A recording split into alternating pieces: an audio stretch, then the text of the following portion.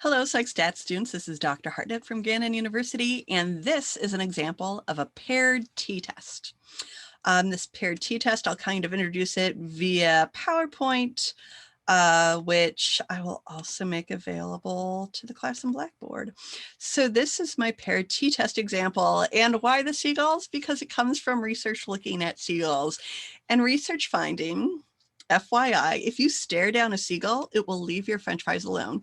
I don't know who needs to hear that, but if you've ever been to Rehoboth Beach, Delaware, or Jersey Shore, this happens a lot, right? You get the big old bucket of french fries and then the seagulls won't leave you alone. But oddly, they seem to be sensitive to the human cue of the hairy mom eyeball. What are you doing? What do you put that down, right? The hairy mom eyeball. I am a mom. So where does this research come from? It might sound silly and goofy, but it comes from a longer, more established line of research that investigates human-person interactions, right? This is fascinating. Like, we're all animals. Can we communicate? Are we sensitive to certain cues? And apparently eye contact is one of these cues that might be cross-species. So Guma, Burns, Kelly, and Boogert in 2019 conducted this study in order to see if seagulls were sensitive to being stared at by humans, which again, why is this interesting? Cross-species communication. This is the experimental methods from the research study. I'm going to be quiet and you're going to read it on your own.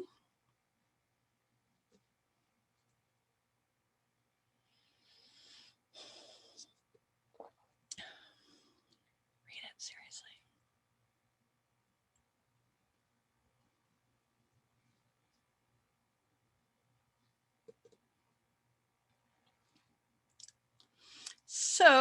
So this was from England, right? So what do they call it here? Fried potato chips are French fries, right? So what did they do with the French fries? They put them in a plastic bag so they could be seen but not stolen. And they put them in front of a research assistant. And they waited and waited and waited with their little stopwatch for a seagull or some sort of seabird to like land near them. And then what did they do with each seagull that landed? There were 2 trials that they conducted. In the first trial, they looked away as the seagull approached the French fries. They didn't bother to look. And then in the next trial, they stared at the seagull while it looked at the food and approached them. So what were they looking at? What makes a difference in the approach time? So paired design within subject design, right? Instead of staying humans, they were staying seagulls, the same seagull at 2 points in time, once when they were being stared at and once when they were not being stared at. What was the outcome variable or dependent variable? How long it takes the seagull to get to the food. Here is the data. What I'd suggest to you, if you want to go through the example on your own, either by watching me as I do it, or perhaps you are more comfortable like watching me go through it once and then you're going to do it. If you go to the actual PowerPoint that I post, you can copy, because this is just a table. It's just a table that happens to be in a PowerPoint.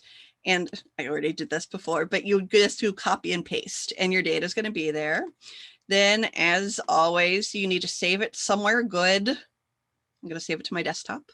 And you need to save it in that CSV format. By now, hopefully you're feeling a little more comfortable with JASP, and that's fairly intuitive. So I'm saving it. Then I'm going to open that data up in JASP. And I did just look at this data already, but I'm going to open a completely new version of going through this. Yes, I do my own test runs when I'm recording videos for you guys. So this is what the data looks like. So that's goal ID. That is researcher notations for participants. I know I'm using seagull, but it's actually like a bunch of different seabirds and different species. And those were kind of the scientific codes that were given to them by the researchers. And we have the at and away data. Again, remember, it's all dependent variable. It's all time in seconds for how long it took the seagull to approach based on whether they are being looked at or not. And what are we going to do? We're going to go to t-test, classical, paired sample t. And we're going to move at and away over. Again, it's a paired t-test. You need to have your pair. It even asks you for the variable pair. So when you pull over the data, remember to pull over both. And as with all the t-tests, you need effect size, descriptives, and a descriptive plot. And our data is going to be generated over here.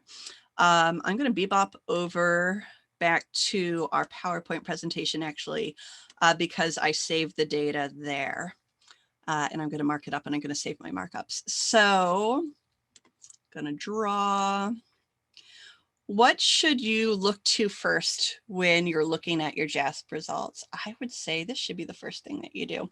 Why? Because you're going to look at the p-value and the d-value. Looks kind of like a face. So what do we have here? Our p-value is less than 0.05. It's 0.01. What's this mean? There's a 1% chance of finding a control group seagull, which you could probably say the not stared at, acting as extremely and as quickly as an experimental seagull. And that's that p-value. And then you have the Cohen's d of 0.72. Remember, any Cohen's d, the around less than 0.8 is considered large. So what happened here? Science happened, right? There appears to be a difference depending on whether or not you're staring at the seagull or not. How do we understand what that difference is? You need to go to your descriptive statistics, and you need to look at the mean and standard deviation. What do we say this data is in seconds? If I'm staring at the seagull and I'm giving it the mom eye, it takes 117.74 seconds for that seagull to come over to my delicious plate. What do they call it? Fried potato strips, French fries, right? British people. And then in the away group, it took 34.63 seconds to head over. And you don't need to do the descriptive plots, but I think sometimes having that visual component is helpful. And what do we see here? This is the at group, and this is the away group. And what do we see? If we're staring at you, it takes a longer amount of time in seconds than if I'm not looking at the seagull and it's bold as brass and just approaching my food. Finally, what would an APA report look like for this data? Method section, kind of simple. I know that I showed you that very fancy method section from the original study. That's certainly not what I'm expecting from you. Instead, just give me one sentence that tells me where this data came from. So researchers recorded how long it took for seagulls to approach a plate of fries, depending on whether or not whether they were being watched or not. And it looked at 9 little seagulls. What do we got next for our results? Actually, let me highlight this guy just so I can kind of explain my reasoning and why I did what I did with this example. Sorry, here we go. So for the first part, what's a good way to start out your results section?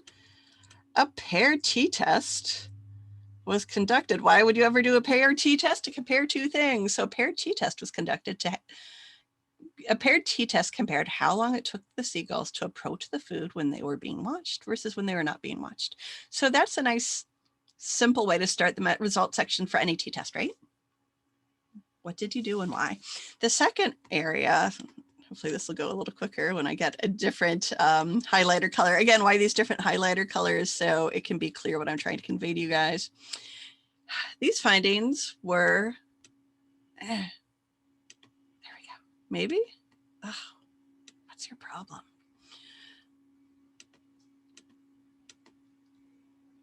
Let's make it angry and red. The findings were statistically significant with the moderate effect size. So that's helpful too, right? Because that is talking about the p-value and the d-value, then listing the p-value and the d-value and that fancy stats way of talking. And then what do I do in the final sentence, which how's a good steady way to make your final sentence in the results section? This data suggests. That's a great way to start because data never proves anything. Data just suggests stuff. The data suggests that seagulls take longer to approach the flies when they are being stared at, as opposed to when they aren't being watched. And then I have my means and standard deviations there. Discussion section. These findings suggest that we can protect our French fries from seagulls by giving them the mom eye, right? Which is not what you'd actually put in a scientific journal, but it's true. Yeah, that's what the data found, suggested. So there is your example of the paired t-test. Before I post this PowerPoint, I'm going to upload it to YouTube and provide the link right in the PowerPoint. I hope this helps you guys understand. I hope that you're feeling more and more confident going through these examples in JASP. And that's that.